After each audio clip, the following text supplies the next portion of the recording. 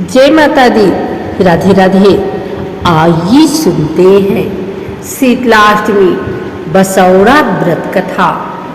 एक बार शीतला माता ने सोचा कि चलो आज देखूं कि धरती पर मेरी पूजा कौन करता है, कौन मुझे मानता है। यही सोचकर शीतला माता धरती पर राजस्थान के डुगरी गांव में आई और देखा कि इस गांव में मेरा मंदिर नहीं है और ना ही मेरी पूजा होती है। माता शीतला गांव की गलियों में घूम रही थी। तभी एक मकान के ऊपर से किसी ने चावल का उबला पानी नीचे फेंका। वह उबलता पानी शीतला माता के ऊपर गिरा, जिससे शीतला माता के शरीर में फफोले पड़ गए। शीतला माता के पूरे शरीर में जलन होने लगी।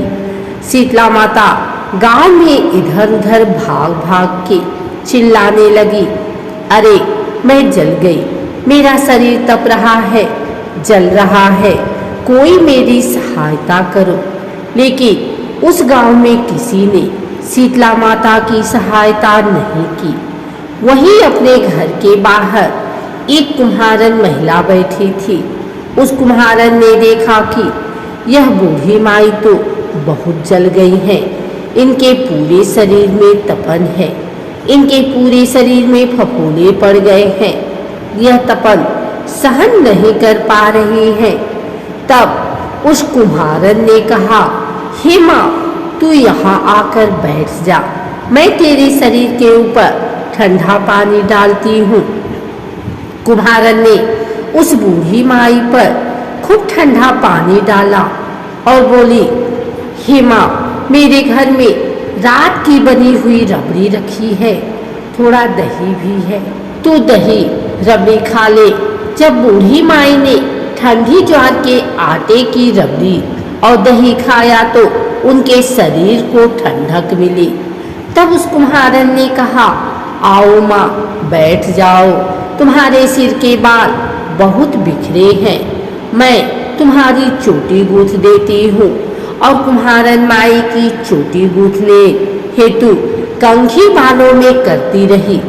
अचानक कुम्हारन की नजर उस बूढ़ी माई के सिर के पीछे पड़ी तो कुम्हारन ने देखा कि एक आंख बालों के अंदर छुपी है। यह देखकर वह कुम्हारन डर के मारे घबराकर भागने लगी। तब उस बूढ़ी माई ने कहा, रुक जा बेटी, तू डर मत, मैं कोई भूत प्रेत नहीं हूँ, मैं शीतला देवी हूँ। मैं तो इस धरती पर देखने आई थी कि मुझे कौन मानता है, कौन मेरी पूजा करता है। इतना कहकर माता चार भुजा वाली हीरे जवाहरात के आभूषण पहने, सिर पर स्वर्ण मुकुट धारण किए अपने असली रूप में प्रकट हो गई। माता के दर्शन कर कुम्हारन सोचने लगी कि अब मैं गरीब इन माता को कहाँ बिठाऊं। तब माता बोली, हे बेटी, तुम किस सोच में पड़ गई। तब उस कुम्हारन ने हाथ जोड़कर आंखों में आंसू बहते हुए कहा, हे माँ, मेरे घर में तो चारों तरफ दरिद्रता बिखरी हुई है, मैं आपको कहाँ बिठाऊं। मेरे घर में ना तो चौकी है, ना बैठने का आसन ही है। तब शीतला माता प्रसन्न होकर उस कुम्हारन के घर पर खड़े हुए गड्ढे पर बैठकर एक हाथ में झाड़ू, दूसरे हाथ में डलिया लेकर उस कुम्हारन के घर की दरिद्रता को झाड़कर डलिया में भरकर फेंक दिया और उस कुम्हारन से कहा, हे बेटी, मैं तेरी सच्ची भक्ति से प्रसन्न हूँ, अब तुझे जो भी चाहिए मुझसे वरदान मांग लो। तब कुम्हारन ने हाथ जोड़कर कहा, हे माँ, मेरी इच्छा है अब आप इस डुगरी गांव में स्थापित होकर यही निवास करें और जिस प्रकार आपने मेरे घर की दरिद्रता को अपनी झाड़ू से साफ कर दिया, ऐसे ही आपको जो भी भक्त होली के बाद की सप्तमी को भक्ति भाव से पूजा कर अष्टमी के दिन आपको ठंडा जल, दही व बासी ठंडा भोजन चढ़ाए, उसके घर की दरिद्रता को दूर करना एवं आपकी पूजा करने वाली महिला का अखंड सुहाग रखना, उसकी गोद हमेशा भरी रखना। साथ ही जो पुरुष शीतला अष्टमी को नाई के यहाँ बाल ना कटवाए, धोबी को कपड़े धुलने ना दे और पुरुष भी आप पर ठंडा जल चढ़ाकर, नारियल फूल चढ़ाकर परिवार सहित ठंडा बासी भोजन करे, उसके काम धंधे व्यापार में कभी दरिद्रता न आए। तब माता बोली, तथास्तु। हे बेटी, जो तूने वरदान मांगे हैं मैं सब तुझे देती हूँ। हे बेटी, तुझे आशीर्वाद देती हूँ कि मेरी पूजा का मुख्य अधिकार इस धरती पर सिर्फ कुम्हार जाति का ही होगा। तभी उसी दिन से डुगरी गांव में शीतला माता स्थापित हो गई और उस गांव का नाम हो गया सील की डुगरी। सील की डुगरी भारत का एकमात्र मुख्य मंदिर है। शीतला सप्तमी के दिन यहाँ बहुत विशाल मेला लगता है। शीतला माता की जय।